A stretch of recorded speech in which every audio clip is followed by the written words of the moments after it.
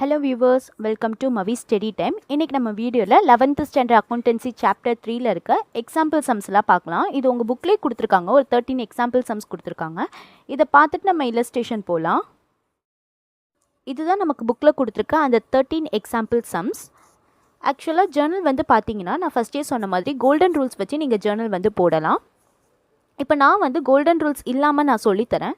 நீங்கள் இந்த மாதிரி போடலாம். இந்த மாதிரி போடுறப்போ உங்களுக்கு சம் எல்லாமே அண்டர்ஸ்டாண்ட் பண்ணி போடுற மாதிரி இருக்கும். நீங்கள் அப்படியே மக்கப் பண்ணி எழுதுகிற மாதிரி இருக்காது, ரொம்ப ஈஸியாகவும் இருக்கும்.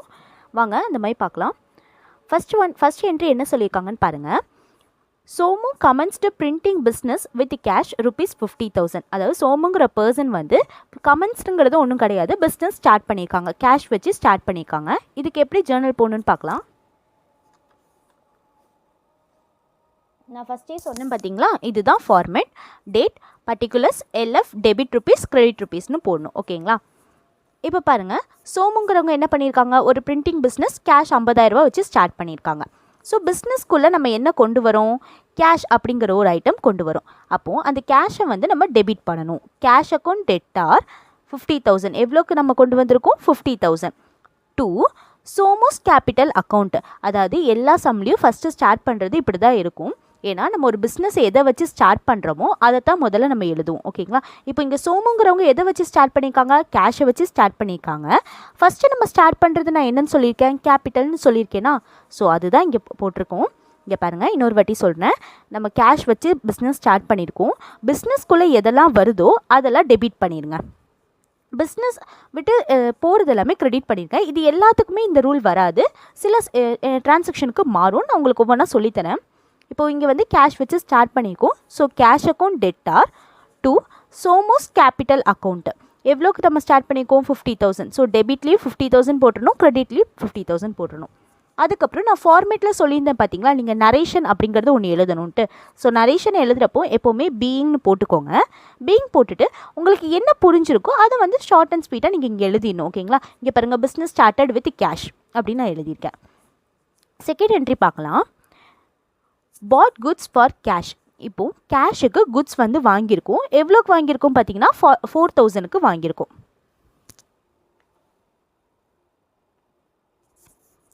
இப்போது குட்ஸ் வந்து வாங்கியிருக்கோம் அப்படின்னா அங்கே என்ன நடந்திருக்கு, பர்ச்சேஸ் அப்படின்னு ஒரு விஷயம் நடந்திருக்கு. பிஸ்னஸில் பர்ச்சேஸ்னு ஒரு விஷயம் நடந்திருக்கா. ஸோ அதை வந்து நம்ம டெபிட் பண்ணிடணும்.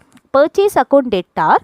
டூ பிஸ்னஸை விட்டு எது போயிருக்கு, கேஷ் வந்து வெளியே போயிருக்கு. கேஷ் கொடுத்து தானே ஒரு பொருள் வாங்கியிருக்கோம். ஸோ பிஸ்னஸ்க்குள்ளே ஒரு பொருள் வருது, கேஷ் கொடுத்து அதை வாங்கியிருக்கோம். ஸோ கேஷ் வந்து பிஸ்னஸை விட்டு போகுது.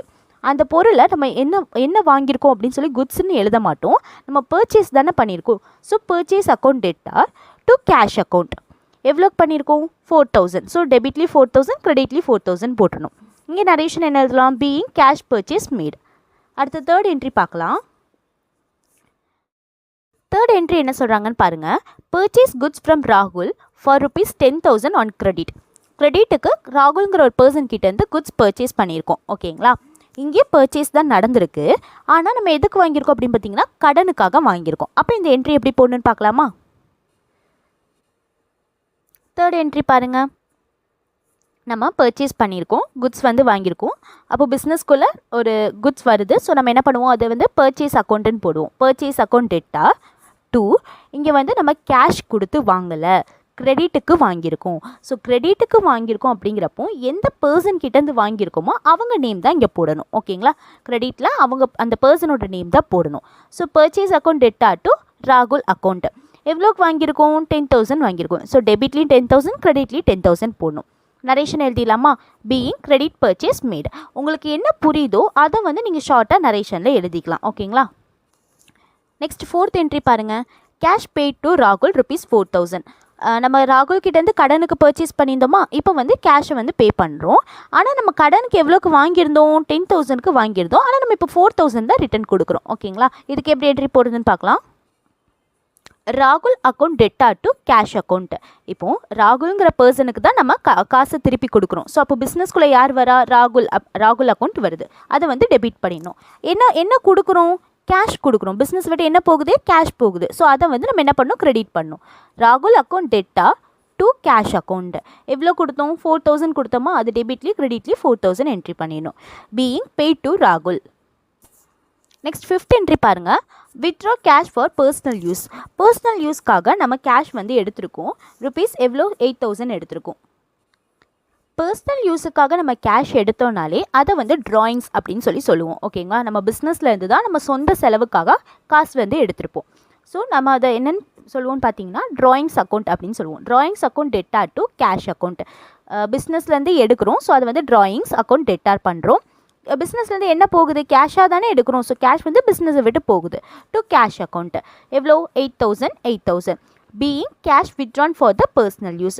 ஒரு விஷயம் நீங்கள் நல்லா புரிஞ்சுக்கணும், நம்ம பிஸ்னஸ்க்குன்னு போடுறப்போ பிஸ்னஸை மட்டும்தான் நம்ம பார்க்கணும். நம்ம ஓனராக இருந்தாலுமே நம்ம வேறு பர்சன் தான். நம்ம சொந்த செலவுக்கெல்லாம் எடுக்கிறப்போ அதை வந்து நீங்கள் பிஸ்னஸாக நீங்கள் வந்து கன்சிடர் பண்ணக்கூடாது. ஓகேங்களா, இப்போது இது பிஸ்னஸ்லேருந்து நம்ம சொந்த செலவுக்கு தான் எடுத்திருக்கோம். அப்போது ட்ராயிங் அக்கௌண்ட்டை டெட்டார் பண்ணிவிட்டு சொந்த செலவுக்கு எடுத்துருக்கனால பிஸ்னஸ்லேருந்து தானே காசு போகுது. ஸோ அதை வந்து கிரெடிட் பண்ணிடுறோம். ஓகேங்களா, நெக்ஸ்ட் 6th என்ட்ரி பாருங்கள், cash deposited into bank rupees 5000.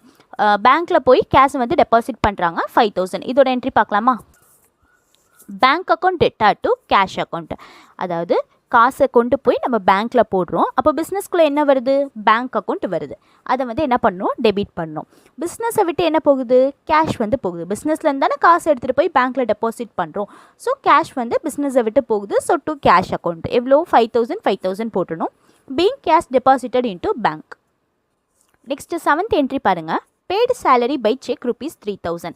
நம்ம வந்து சேலரி கொடுத்துருக்கோம், ஆனால் அது கேஷாக கொடுக்கல, செக்காக கொடுத்துருக்கோம். ஓகேங்களா, செக்கெல்லாம் எங்கே யூஸ் பண்ணுவோம், பேங்க்கில் யூஸ் பண்ணுவோம். இதோட என்ட்ரி பார்க்கலாம். Salary account debtor to bank account 3000 போடுறோம்.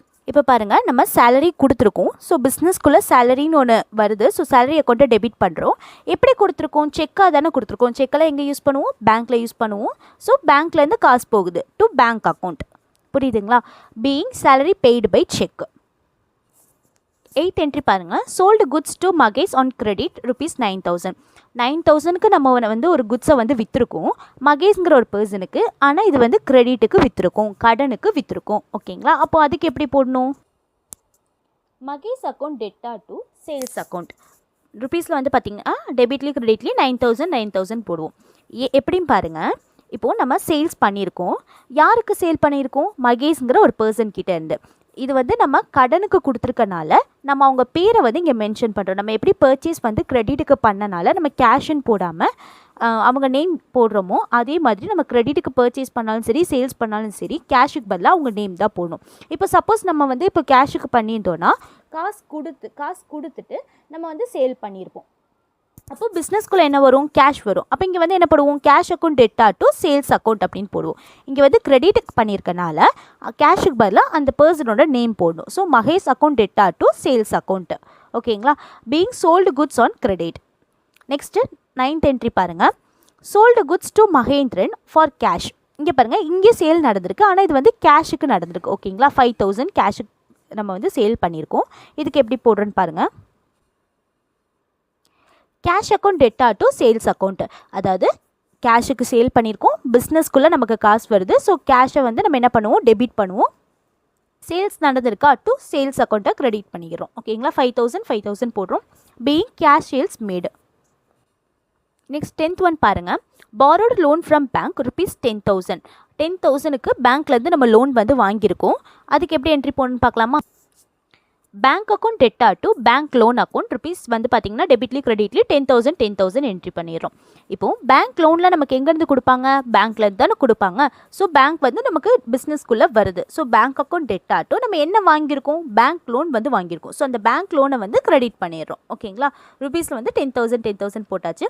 Being borrowed loan from bank. 11th entry பாருங்கள், received commission of rupees 5000 by cash. நம்ம வந்து ஒரு கமிஷன் வந்து ரிசீவ் பண்ணியிருக்கோம் 5000க்கு. கமிஷன் வந்து கேஷாக தானே ரிசீவ் பண்ணியிருக்கோம். ஸோ பிஸ்னஸ்க்குள்ளே என்ன வருது, கேஷ் வருது. அப்போது கேஷ் அக்கௌண்ட் டெட்டா டு என்ன வாங்கியிருக்கோம், கமிஷன் வாங்கியிருக்கோமா, டு கமிஷன் அக்கௌண்ட். 5000 நம்ம வந்து போடுறோம். Being commission received. 12th entry பாருங்கள், 12th என்ட்ரியில் என்ன சொல்கிறாங்கன்னா, paid rupees 4,800 in full settlement of rupees 5,000. ஓகேங்களா, டியூ டு கிரெடிட்டாஸ் கீர்த்தனா.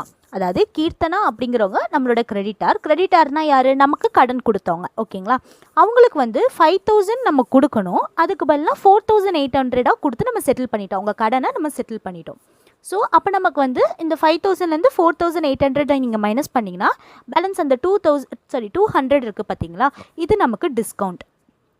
ஓகேங்களா, நம்ம 5,000 கொடுக்க வேண்டிய இடத்துல 4,800 கொடுத்து அந்த கடனை செட்டில் பண்ணிட்டோம். அந்த பேலன்ஸ் நம்ம 200 இருக்குது பார்த்தீங்களா, அது நமக்கு கீர்த்தனா நமக்கு கொடுத்த டிஸ்கவுண்ட். இப்போ இதுக்கு என்ட்ரி பாருங்கள். Keerthana account debtor to cash account to discount received account. அதாவது கீர்த்தனா நம்மளோட கிரெடிட்டார்ஸ், கீர்த்தனா தான் நமக்கு கடன் கொடுத்துருக்காங்க. ஸோ அவங்க பிஸ்னஸ்க்குள்ளே வராங்க, அவங்கள வந்து டெபிட் பண்ணுறோம். அவங்களுக்கு என்னவா கொடுத்து அவங்களோட கடனை முடிக்கிறோம், கேஷ் கொடுத்து தானே முடிக்கிறோம், டு கேஷ் அக்கௌண்ட். கீர்த்தனாக்கு நம்ம எவ்வளோ கொடுக்கணும், 5,000 கொடுக்கணும். ஸோ கீர்த்தனா அக்கௌண்ட்டில் வந்து நம்ம 5,000 நம்ம போட்டுருணும். நம்ம எவ்வளோ கேஷாக கொடுத்துருக்கோம், 4,800 கொடுத்துருக்கோம். பேலன்ஸ் இருக்க அந்த 200 நமக்கு டிஸ்கவுண்ட். ஸோ நம்ம என்ன பண்ணியிருக்கோம், டிஸ்கவுண்ட் ரிசீவ் பண்ணியிருக்கோம். டு டிஸ்கவுண்ட் ரிசீவ்ட் அக்கௌண்ட்டுன்னு சொல்லி போட்டு அந்த 200 இங்கே போட்டுட்டோம். சப்போஸ் நம்ம டிஸ்கவுண்ட் வந்து யாருக்காவது கொடுத்துருந்தோன்னா, நம்மளோட கஸ்டமர்ஸ்க்கு டிஸ்கவுண்ட் கொடுத்துருந்தோன்னா அது டிஸ்கவுண்ட் அலோடட் அப்படின்னு சொல்லுவாங்க.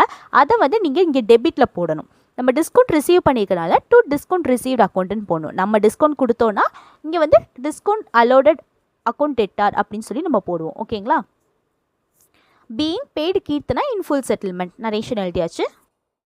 இப்போ லாஸ்ட் என்ட்ரி பாருங்கள்.